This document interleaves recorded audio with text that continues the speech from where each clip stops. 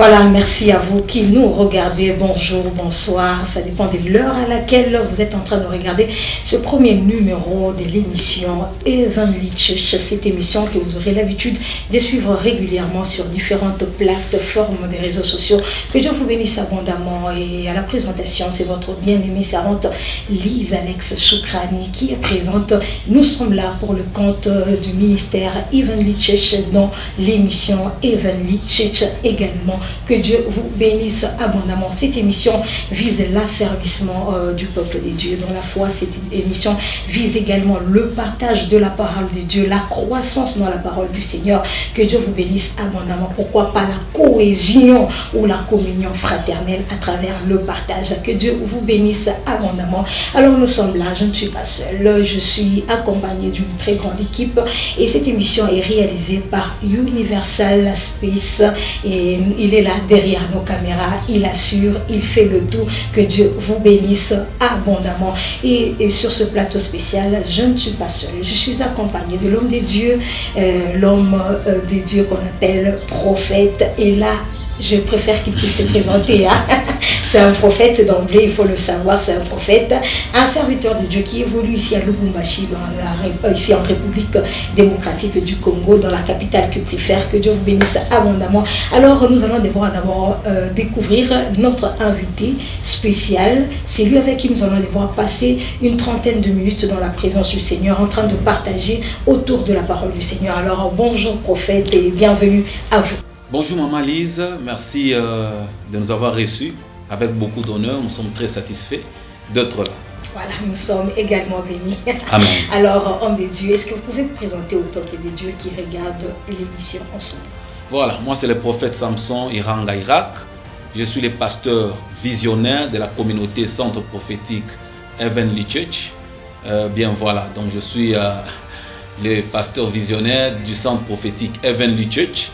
Alors aujourd'hui, nous allons essayer de partager sur un sujet d'affermissement. Nous allons aider, bénir le peuple de Dieu dans ces trentaines de minutes qui nous sont accordées.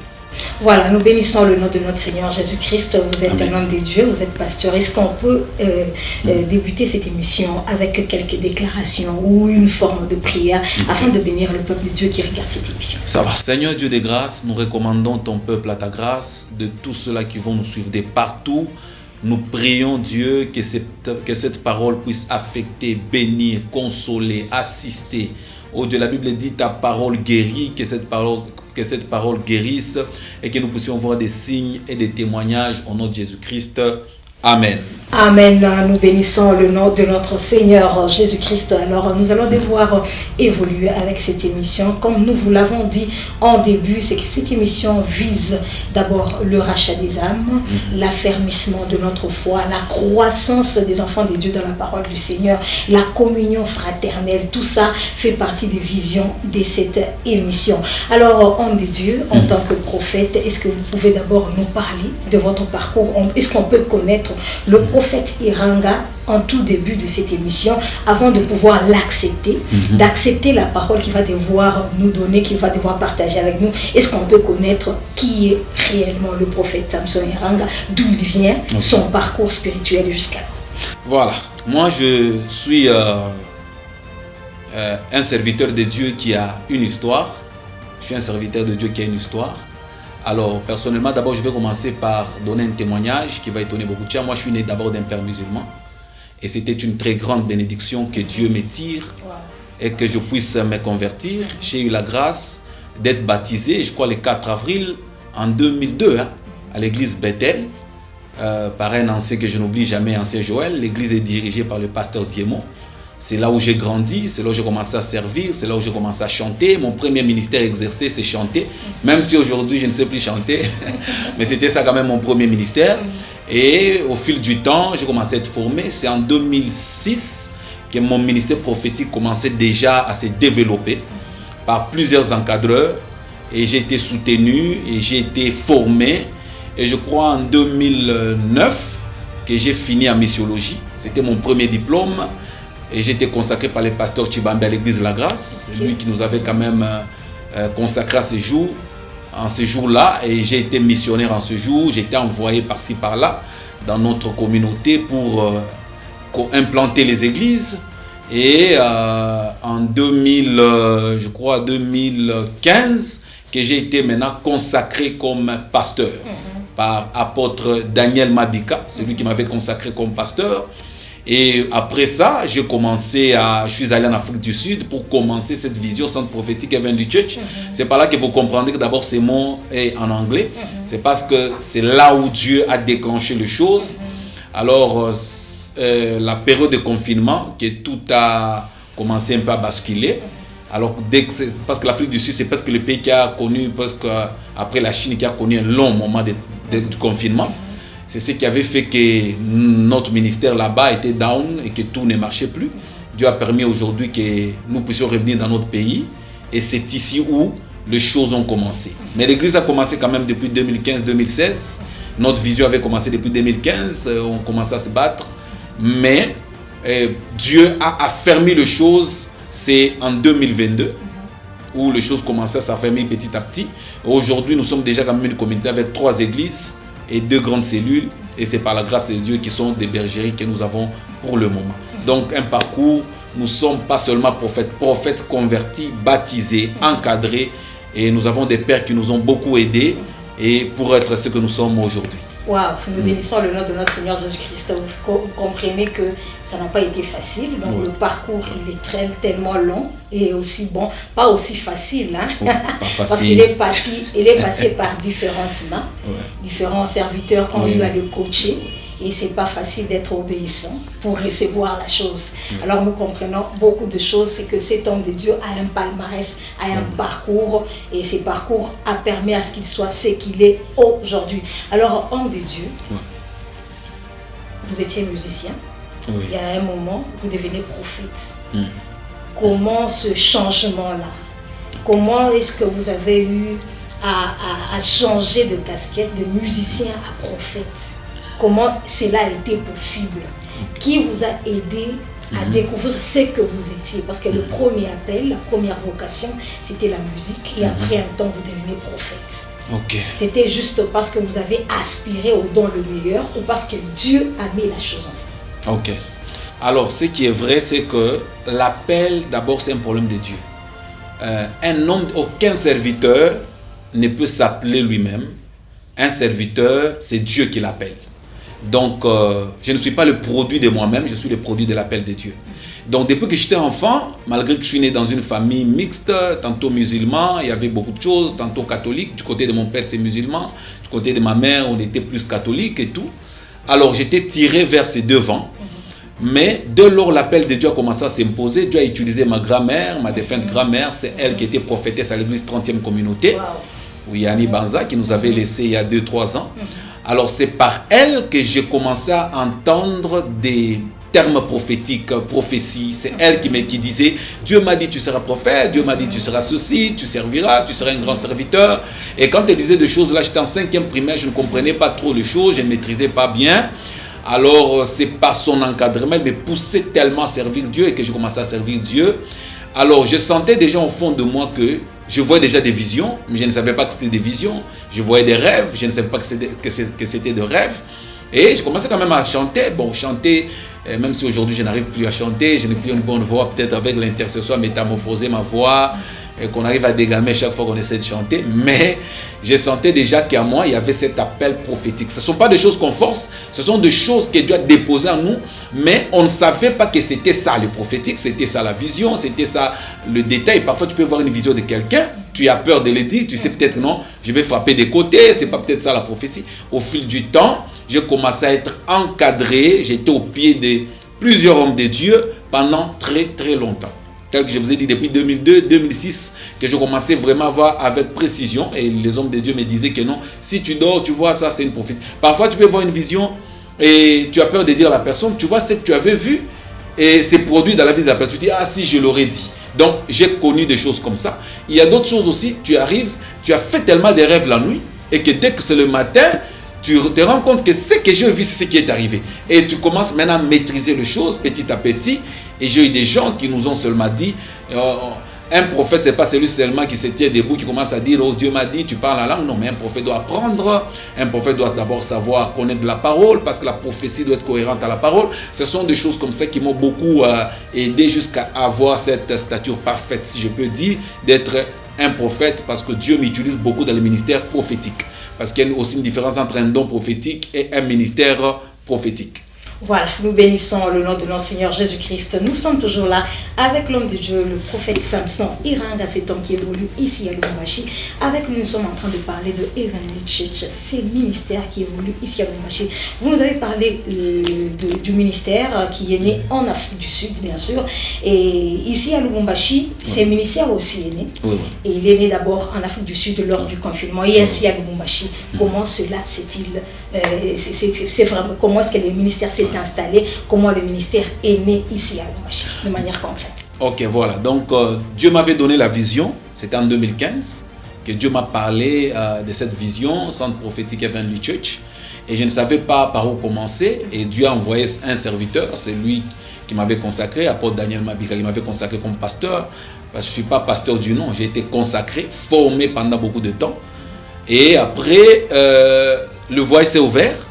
Je suis allé en Afrique du Sud, mais il y avait déjà une base qui était ici, que j'avais laissé à un fils, prophète Joseph, qui est maintenant à Kolwezi. C'est lui qui gère maintenant la paroisse Centre prophétique Heavenly Church Kolwezi. Alors il était à Lubumbashi, c'est lui qui restait, qui s'est battu ici à Lubumbashi. Et que moi j'ai commencé en Afrique du Sud, précisément à Djobour. C'est là que nous avions commencé, dans une parcelle d'une maman que je n'oublie pas, Maman Loulou, qui nous avait bien accueillis là. Nous avions commencé là-bas à Santon, et pendant la période du confinement, et que nous étions tous quand même, il y avait un problème du boulot, il n'y avait pas moyen de prier, et que je me disais que ces temps de chômer, ça va me perdre, je vais perdre beaucoup de temps. Il fallait quand même que je rentre chez nous, et que toute la famille me réclamait, que comment tu vas vivre avec ces confinements et tout, comment tu vas survivre. Et j'étais censé retourner. Et quand je suis rentré, Dieu a permis aussi que je me marie, que je m'installe, que je puisse quand même aussi avoir le temps de me préparer dans tout le domaine possible, spirituellement, matériellement, physiquement, financièrement. Et après là, j'ai commencé maintenant à la vision. Dans l'entretemps, à Kolwezi, l'église fonctionnait avec un de mes fils. Parce que quand je suis arrivé, lui est parti à Kolwezi, et que nous étions dans le temps de l'instabilité, et que Dieu, le temps qu'il aille à nous stabiliser, et on a commencé la vision ici à Lubumbashi, et voilà que là, tout a commencé. Voilà, nous bénissons le nom de notre Seigneur Jésus-Christ par rapport à cet éclaircissement. Alors, homme de Dieu, je voulais aussi savoir une chose. Pourquoi Heavenly Church en anglais? Je trouve au Congo, on peut bien parler swahili, on peut bien parler français, il y a nos langues nationales, mais pourquoi utiliser le terme anglais? Heavenly Church, et qu'est-ce que ça signifie? Ok, merci. On m'a dit cette question, beaucoup de gens me la posent. Pourquoi tu n'as pas seulement... En fait, j'ai dormi. Quand Dieu m'avait dit de faire une prière là, je n'ai jamais oublié. Et j'étais parti, je crois bien, à la montagne de Kawama. C'est en 2015, comme je vous l'avais dit. C'est quand Dieu m'avait donné ces noms. Donc j'avais entendu une voix audible qui me parle de ça. Donc j'ai entendu quelqu'un dire Heavenly Church. C'est la vision que je te donne. Et comme j'ai une petite notion anglaise, où je parle un peu anglais, même si je commence à oublier beaucoup de choses, mais quand même je parle un peu, c'est quand j'ai compris que non, Heavenly Church veut dire église céleste ou église du ciel. Voilà. Alors, par là, qu'est-ce que je peux dire? Donc, la vision que Dieu m'avait donnée, c'est une vision anglophone. Voilà une différence entre pays anglophone et pays francophone. Pays anglophones, ce sont les gens qui sont fondés sur la foi, le travail. Ce sont des gens qui ne réfléchissent pas trop. Si on lui dit Dieu a dit tu seras béni, il saisit ces mots, il associe le travail. Mais nous les francophones, on réfléchit trop. On pense trop, on calcule trop. C'est pourquoi dans la dimension de la foi, j'aime être anglophone dans la dimension de la foi. Parce que les anglophones, vous voyez pourquoi? On peut se poser des questions. Pourquoi les grandes églises sont en anglais? Les bonnes chansons en anglais? Vous n'êtes jamais posé de questions. Vous pouvez vous rendre compte que quelqu'un ici peut chanter toute une chanson qui fait, si c'est 50 minutes, il ne fait que se plaindre, se rouler par terre en train de pleurer. Mais vous ne verrez jamais un anglophone chanter avec plainte. Pour eux, ils ont tellement une foi que Dieu est capable de faire des choses. Moi, j'aimerais que le peuple de Dieu qui m'écoute, la foi vaut mieux que des milliers de prières. La foi vaut mieux que des milliers de paroles. La foi, c'est la base du christianisme. Amen. Donc, un enfant de Dieu ne se plaint pas. Un enfant de Dieu affronte ce qui arrive par sa foi. Il peut. Jésus dit, celui qui a juste une petite foi comme un grain de sénévé, il peut déplacer toute une montagne. Alors, moi j'ai compris que le peu de temps que j'ai vécu avec les anglophones, j'ai compris que les anglophones, ils sont fondés sur la foi. Ils peuvent prier 30 minutes. Et cette prière, tellement que c'est une prière de la foi, un miracle se produit. Mais au Congo, ici, on peut prier, tu peux faire même 50 jours de jeûne, mais tu ne crois pas. C'est ça. Mais moi j'aime que ceux qui m'écoutent puissent développer beaucoup plus la dimension de foi. C'est pourquoi vous voyez que dans le pays anglophone, quelqu'un peut venir à l'église tellement que ce que l'homme de Dieu dit seulement, lui il saisit, que ça soit vrai ou faux, il vit son miracle. Mais au Congo, on réfléchit trop. Et puis autre chose, j'aime le respect anglophone. Vous ne verrez pas facilement quelqu'un insulter un pasteur dans un pays anglophone. Vous ne verrez jamais dans un pays anglophone arrêter un pasteur comme on traîne nos pasteurs au parquet, par-ci, par-là. Ce sont des pays, un pasteur c'est un ministre, un pasteur c'est une autorité, on respecte. Ici chez nous, nous avons des passeports. Moi, mon passeport est pastoral. Mais on peut te trimballer à l'aéroport, on peut te trimballer à la frontière. Mais quand tu es dans un pays anglophone, on se dit seulement, is the pastor. Donc tout le monde te respecte. Donc tu es mis à part. Mais ici chez nous, un pasteur, on peut l'arrêter par un vaurien, un petit garçon, on peut l'insulter, l'État n'interviendra jamais alors que le pasteur paye la taxe et tout. Donc j'aimerais vraiment que cette vision dont Dieu m'a donnée, que je puisse l'affecter dans la communauté que Dieu m'a donnée. Et je crois que c'est le plus grand message que je peux donner à ce sujet. Waouh, waouh, nous venons d'écouter ce que l'homme de Dieu vient de dire. C'est vraiment touchant. Ça m'a personnellement touché parce que ce qu'il dit est vrai. Un homme de Dieu, c'est un ministre. C'est un ministre, c'est un serviteur, mais qui est honoré par Dieu. Alors nous devons aussi l'honorer quelque part. Amen. Alors pour que les gens suivent ou soient fidèles dans Heavenly Church, vous devrez quand même nous parler de la vision. Oui, oui, oui. Et j'ai été enseignée et on m'a toujours dit qu'il ne faut jamais rester dans une église dont on ne connaît pas la vision. Oui, oui, oui. Alors d'emblée, je vais donner l'occasion à ceux qui nous regardent, qui nous suivent en ce moment, de connaître d'abord la vision de l'église. Quelle est la vision qui est affectée à l'église Heavenly Church? Voilà, la vision, elle est tirée dans le livre de Jean 3,16. Hein, ma vision, elle est tirée dans le livre de Jean 3,16. Hein, je crois que c'est un verset que nous avions tous appris à l'école d'hymne. Je crois que la Bible dit, oui, Dieu a tant aimé le monde qu'il a donné son Fils unique afin que quiconque croit à lui ne périsse point. Ça veut dire la vision que Dieu m'a donnée, c'est le salut des âmes. Donc Dieu se préoccupe tellement des âmes que... Tu sais que parfois je suis étonné quand les gens... Tu peux voir un pasteur, il se tient à la chair, il dit à une maman ou à un papa, et toi, quitte mon église, quitte ma vision. Donc il pense que c'est son église. Alors Dieu se soucie des âmes. Dieu se soucie des âmes. Donc moi, tel que je suis là, la mission que Dieu m'a donnée, c'est la mission de sauver les âmes. Amen. Donc je ne suis pas de ceux-là qui voudrions parler de leur vie, de leur voyage, de leur veste, de leur femme, de leur enfant. Moi, je suis de ceux-là, pour peu de temps que Dieu me donne, je me bats pour que le salut des âmes soit concrétisé. Et c'est ça ma mission. Moi, ma mission, c'est dans Jean 3,16. Me battre pour les âmes. Donc, je ne suis là que pour les âmes. Je me soucie des âmes. Je suis là. Je me bats. Je ne suis pas seulement à l'église. Des fois, je sors, je visite, j'évangélise. Tel que nous sommes en train de travailler là, nous sommes en train d'évangéliser. Nous allons nous connecter même aux gens qui sont aux extrémités de la terre. Donc, voilà. Moi, la vision, c'est sauver les âmes.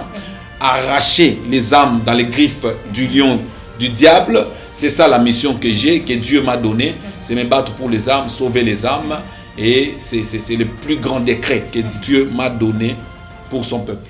Wow, nous bénissons le nom de notre Seigneur Jésus-Christ parce que d'abord, il faut gagner les âmes. Le rachat, le salut des âmes pour les ramener au Père. C'est la première vision ou la vision principale de Heavenly Church. Voilà. Donc, ne vous y trompez pas, donc, ils sont là. Et vous confessez le nom. C'est quel nom que vous confessez à Heavenly Church? Qu'on le sache publiquement. Vous confessez quel nom à l'église Heavenly Church? Voilà, c'est Jésus-Christ. Nous sommes 100% Jésus. Jésus, la parole faite chair. Amen. Et je crois que c'est ça même notre mission. Ça, c'est notre même mission, notre cheval de bataille, proclamer Jésus dans toute sa totalité.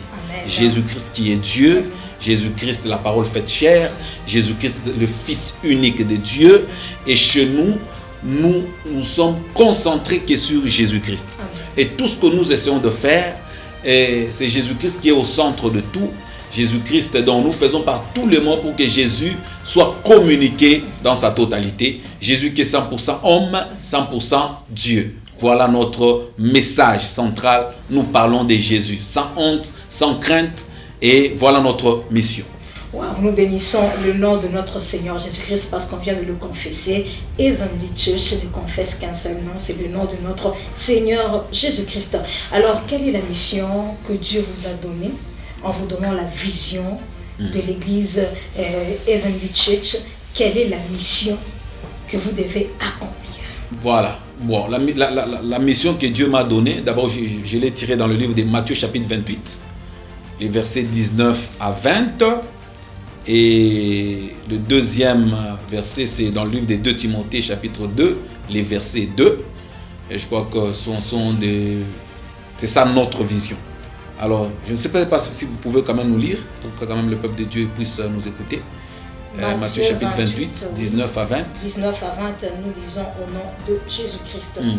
Allez, faites de toutes les nations des disciples. Voilà. Les baptisons au nom du Père, du Fils et du Saint-Esprit. Voilà.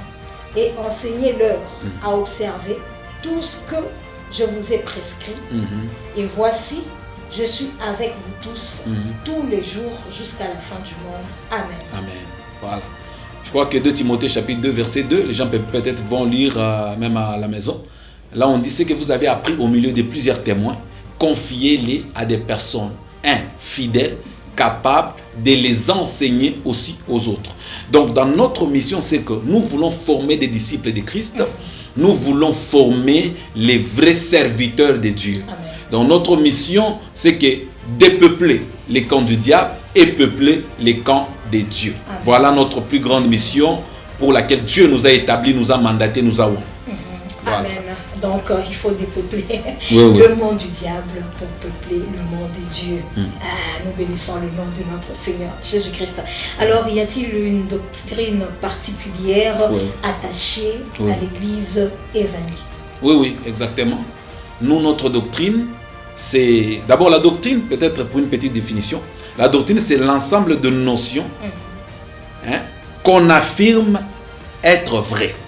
Voilà, c'est l'ensemble de notions qu'on affirme être vraies. Et pour nous, c'est Jean chapitre 1, verset 1 à 3. Jean chapitre, ça vous pouvez nous le lire, maman, si ça ne vous dérange. Voilà notre doctrine.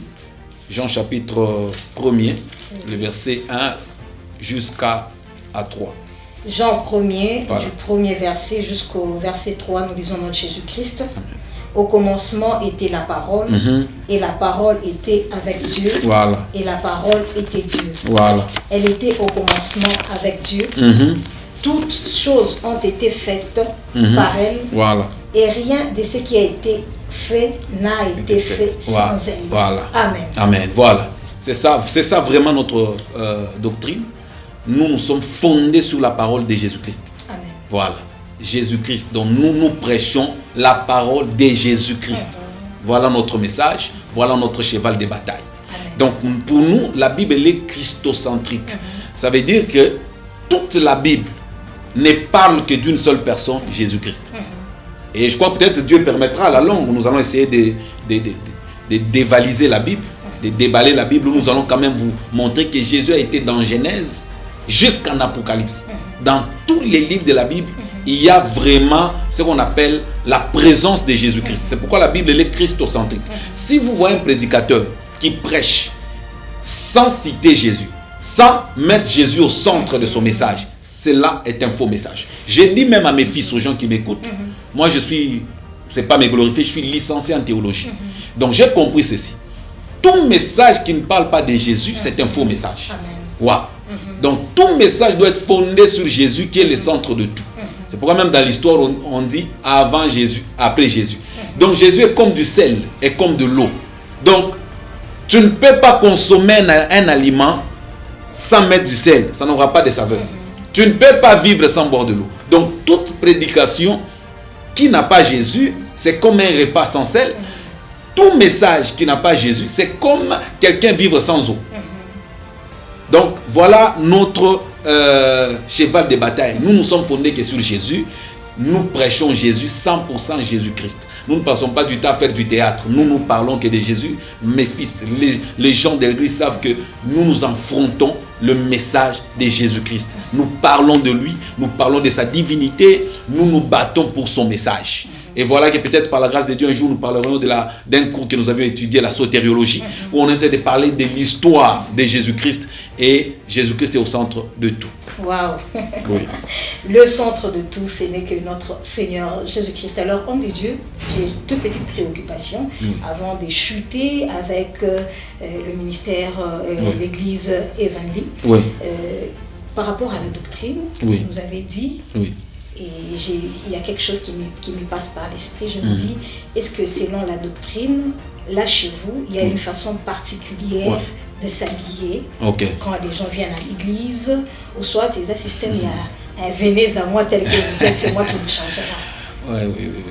Et c'est un peu de voir si c'est réellement ça ou c'est pas ça. Nous voulons que d'emblée dans ce premier numéro, que le peuple de Dieu soit éclairé, parce que les gens qui viendront là, qu'ils sachent que dans cette église, on s'habille de telle façon, de telle façon. Quand nous venons, nous sommes déjà prêts. Ou soit encore, dans votre église, est-ce que les femmes exercent les ministères librement ou soit elles les exercent seulement entre elles? C'est les deux points qui m'ont beaucoup plus... sur l'accoutrement l'accoutrement et le ministère aussi des femmes. De la femme. Oui, en fait, dans la Nouvelle Alliance, nous sommes dans la dispensation de la grâce. Et dans la dimension de la grâce, Jésus ne poursuit pas trop la chair, il poursuit le cœur. Ceux qui iront au ciel, ce ne sont pas les gens qui seront bien vêtus sur terre. Ceux qui iront au ciel sont les personnes qui seront préparées spirituellement. Et je vais vous dire une chose, ça serait peut-être un scandale pour les gens qui vont nous suivre. Est-ce que vous savez que le jour de l'enlèvement, même les gens qui seront mis au lit partiront? Si ils sont en bonne relation avec Dieu. Est-ce que vous savez que les gens qui seront dans la douche partiront s'ils sont en bonne relation avec Dieu? Mais les gens qui seront voilés de la tête aux pieds, qui n'ont pas Jésus, n'iront pas. Et c'est la Bible qui le démontre. Donc pour nous, le ministère de la femme est accepté. Pourquoi? Parce que lorsque le Saint-Esprit descend, la Bible dit dans la chambre haute, tout le monde parlait la différentes langues. Donc Dieu n'avait pas mis à l'écart les femmes. Le Saint-Esprit était descendu sur tout le monde. La Bible va même plus loin. Dans Joël, la Bible dit, je répandrai de mon esprit sur toute chair. Vos fils et vos filles. C'est lui qui a le droit de prêcher. C'est celui qui est rempli du Saint-Esprit. Mieux vaut une femme remplie de l'Esprit qui nous prêche plutôt qu'un homme malfaiteur qui nous prêche. Donc aujourd'hui où nous parlons, dans la Bible, il y a eu des femmes comme des Déborah, il y a eu des prophétesses Hulda, il y a la prophétesse Anne. Ce sont des gens qui ont travaillé à côté de Siméon, la femme comme Anne. La Bible dit, elle prophétisait. Prêcher veut dire aussi prophétiser. Il y a des messages quand tu le donnes, la personne qui entre va se dire, ce message est à moi. Donc nous n'allons pas empêcher au Saint-Esprit de se manifester. Parce que je peux aller plus loin, je peux vous démontrer quelque chose même dans une minute. Dieu a créé l'homme deux fois. Dieu a créé l'homme dans Jean, et de plus dans Genèse chapitre 1er, et Dieu a formé l'homme dans Genèse chapitre 2. Dieu a créé l'homme deux fois. La première création de l'homme, c'est dans Genèse chapitre 1er, verset 27-28. Et Dieu a formé l'homme dans Genèse chapitre 2, verset 26, 27, 28. Donc, qu'est-ce que cela veut dire? Ça veut dire que quand Dieu a créé l'homme, la première création de l'homme était l'esprit. Ce n'est pas la chair qui ressemblait à Dieu. Dieu a parlé, l'homme va me ressembler. Créons l'homme à notre image. C'est dans Genèse chapitre 1er, où l'homme est esprit, l'homme spirituel. Dans la pensée de Dieu. Dans la pensée de Dieu. Dieu a créé l'homme esprit. Ça veut dire, Dieu a créé l'esprit de l'homme.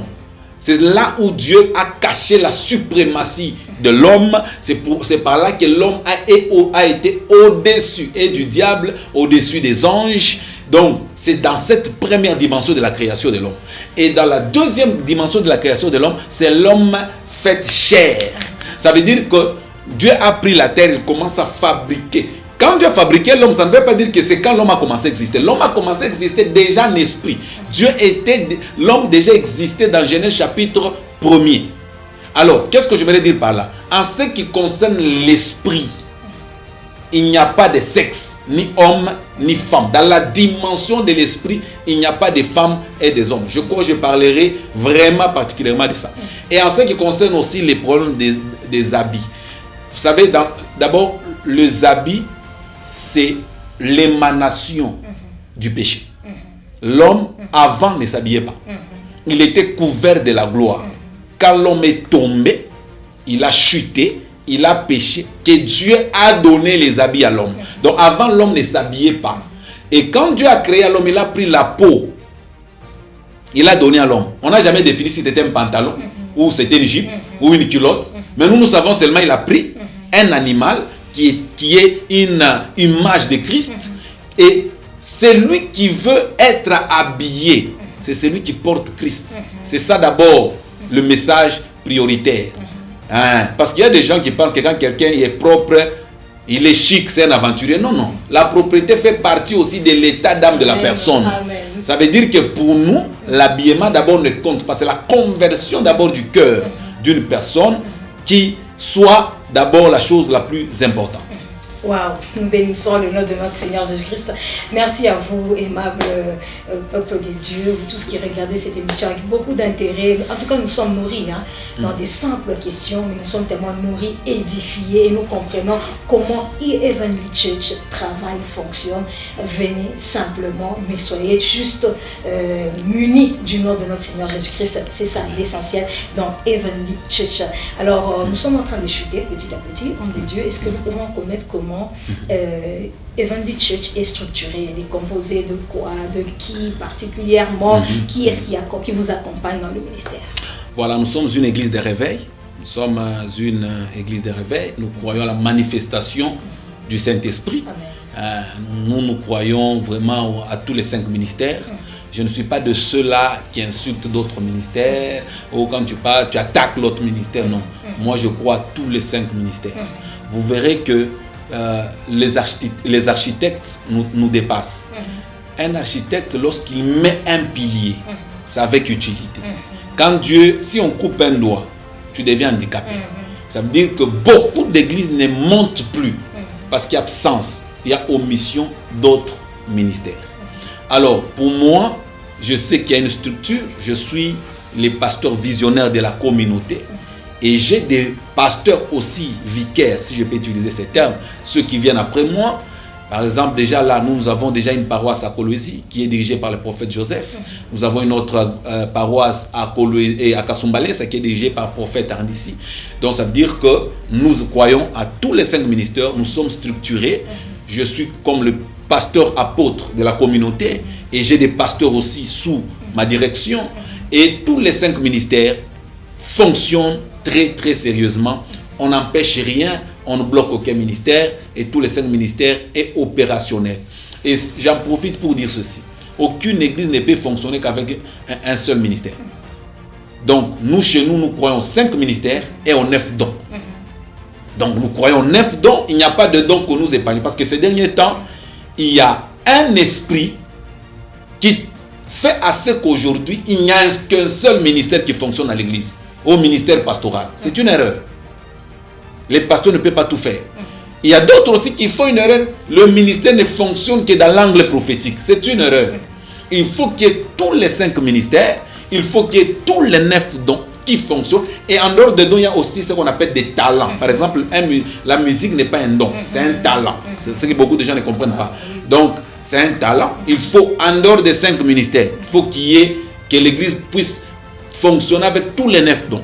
En dehors des 9 dons, il faut que l'église fonctionne avec les talents. Par exemple, M. Marc qui est derrière nos caméras, son talent là, il nous filme, il nous projette, il nous amène aux extrémités de la terre. C'est un talent que l'église doit avoir accepté.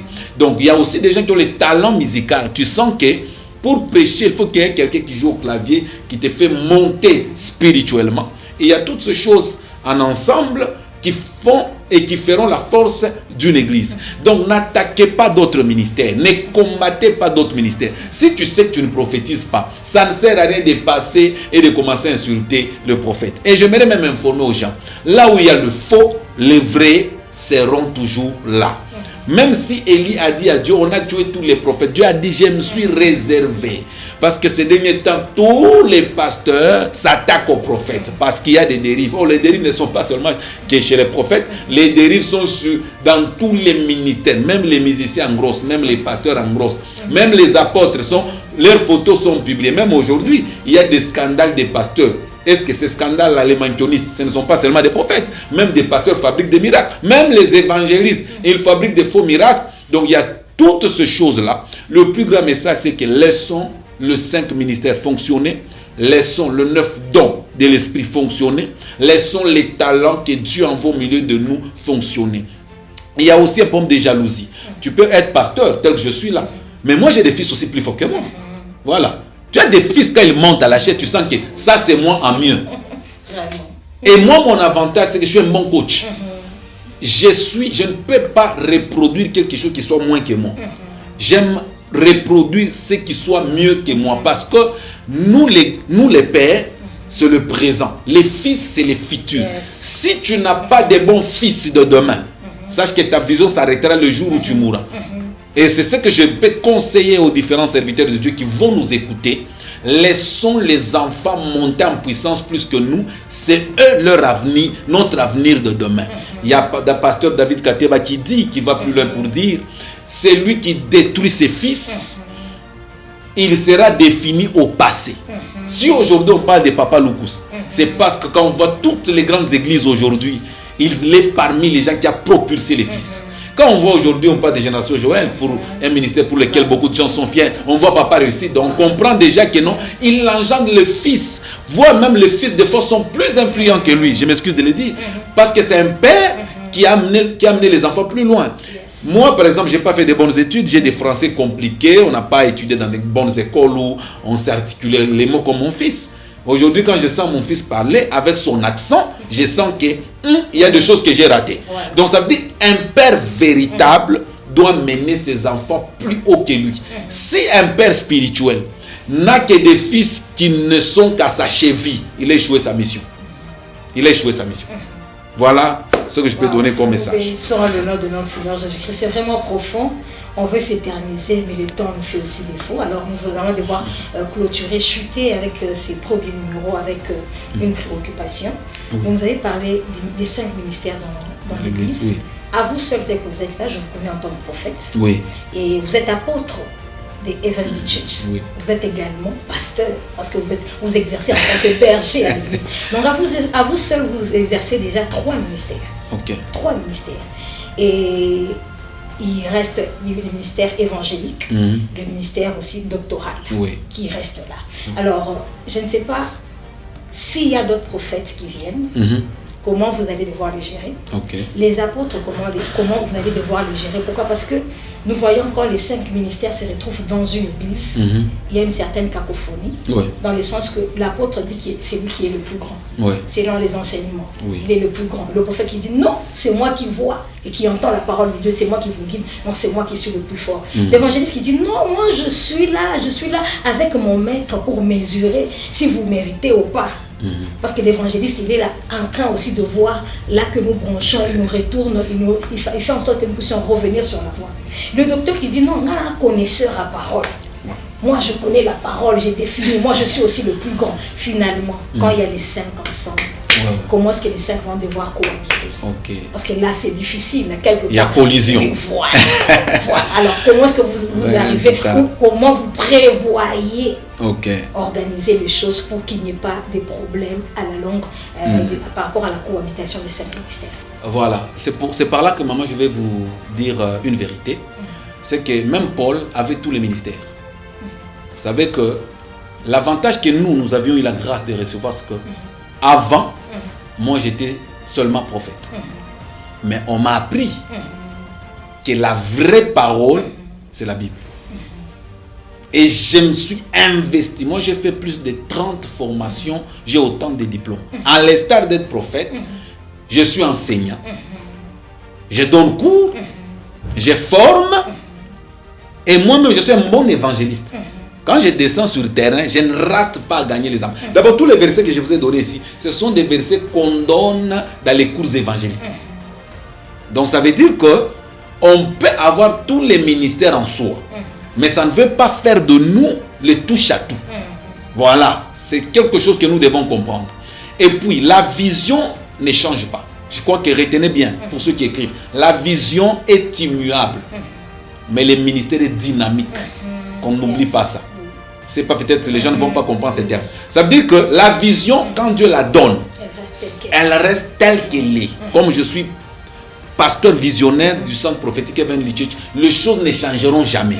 Mais le ministère est dynamique. Ça veut dire à un moment, Dieu peut m'utiliser puissamment dans la dimension prophétique. S'il sent que le besoin du peuple n'est plus le prophétique, Dieu peut m'utiliser dans une autre dimension. Alors je ne dois pas résister. Même si je suis prophète, même si tout le monde est fanatique des prophètes, mais quand Dieu me dit, dans cette église quand tu entres, tu ne dois que prêcher. Laissez-moi prêcher. Et c'est ce que beaucoup de jeunes commettent comme erreur. Ça veut dire que quand on lui appelle prophète, c'est tout le temps que tu dois prophétiser. Quand Dieu ne parle pas, tu fabriques. Non! Chaque église a son besoin. Être un prophète ne veut pas dire prophétiser partout tu iras, donner la précision partout tu iras, si donner les noms partout tu iras. Dieu agit des fois selon le besoin. Le ministère est dynamique. Aujourd'hui, je peux bien prêcher. Demain, je démolesse. Peut-être le lendemain, Dieu a voulu m'utiliser comme Esaïe. Le lendemain, Dieu voudra peut-être m'utiliser comme Pierre. Et Dieu voudra nous utiliser selon le besoin de l'église. Quand tu vas prêcher quelque part, dépend du Saint-Esprit qui va manifester le besoin, qui va étancher la soif du peuple de Dieu qui est présent. Alors, à ce qui concerne les 5 ministères, je vais répondre rapidement. Et d'abord, chez nous, nous sommes très bien organisés dans le sens, c'est que les dérives ne manquent pas. Il n'y a pas d'église parfaite sur terre. L'église parfaite, c'est quand on sera au ciel. Donc, ça veut dire que nous devons seulement comprendre une chose. Chez nous, j'apprends à mes fils que lorsque quelqu'un a une grâce, laissez la personne fonctionner. Ne combattez pas cette personne. Vous ne savez pas ce que l'avenir. Vous pouvez penser combattre un humain. Alors vous êtes en train de combattre Dieu. Et plus tard, vous aurez de mal à supporter peut-être sa présence, sa gloire au lendemain. Et puis ce qui est encore étonnant, c'est que les gens qu'on combatte trop deviennent puissants. Je vous l'ai dit encore. Les gens qu'on combatte vraiment fortement, vous leur donnez la capacité. C'est pourquoi j'aimerais dire aux gens qui vont nous suivre, les pays puissants aujourd'hui, ce sont des pays qui ont demeuré dans la guerre pendant longtemps. Je répète encore, si on parle des États-Unis, les États-Unis, c'est parmi les pays où le sang a coulé à une dimension. Je ne sais pas s'il y a un pays où le sang a coulé comme les États-Unis. Donc, plus vous êtes en guerre, vous devenez fort.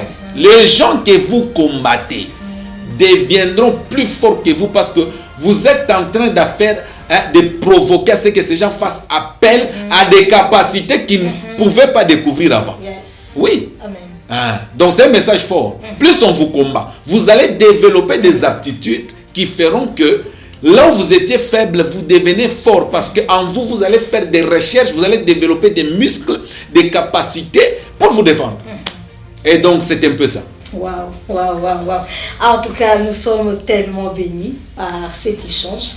Et nous sommes pratiquement à la fin. C'est vrai que nous aurions le temps prochainement de pouvoir entrer en profondeur, d'échanger sur différents thèmes et découvrir Heavenly Church, l'homme de Dieu, le prophète Samson Iranga, et tous les secrets que Dieu lui a donnés, qu'il va devoir nous révéler. Ça sera dans nos prochains numéros. Quant à nous, nous vous disons merci. Vous avez été attentifs, vous avez été tellement accrochés à ces premiers numéros de Heavenly Church. Que Dieu vous bénisse abondamment. Votre notre bien-aimée servante Lise Alex Chukrani était à la présentation. Elle a échangé avec l'homme de Dieu, le prophète Samson Iranga. Nous avons commencé par la prière et Universal Space était à la réalisation de cette émission. Nous avons commencé par la prière, mais je préfère que vous puissiez clôturer ces instants avec des déclarations qui vont devoir fortifier le peuple de Dieu.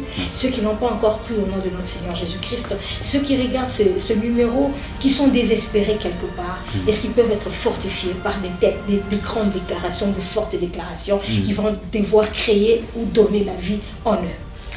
Merci beaucoup, maman. Pour ceux qui vont nous suivre, si tu n'as pas encore donné ta vie à Jésus-Christ, le temps t'est donné. Jésus-Christ, c'est le meilleur choix de tous les temps. Amen. Tu ne seras jamais déçu dès lors que tu emboîtes les pas d'entrer dans la parole de Dieu. Jésus-Christ, c'est la vie. Pour ceux qui ont servi Dieu en toute fidélité, je répète, ils n'ont jamais eu une vieillesse malheureuse. Amen. Ceux qui se sont attachés à Dieu ne seront jamais déçus. David va plus loin pour dire que j'ai été jeune, j'ai grandi, j'ai vieilli, je n'ai jamais vu un juste être abandonné, ni sa postérité mendiant les pains.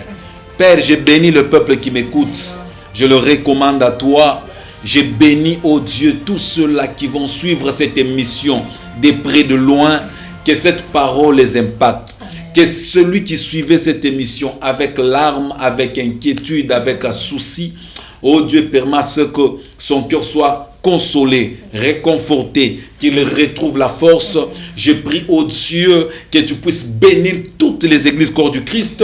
Et je bénis encore une fois de plus, oh Dieu Tout-Puissant, ce message. Que ces messages ne puissent pas croiser les obstacles. Oh Dieu, que ces messages soient des messages visés.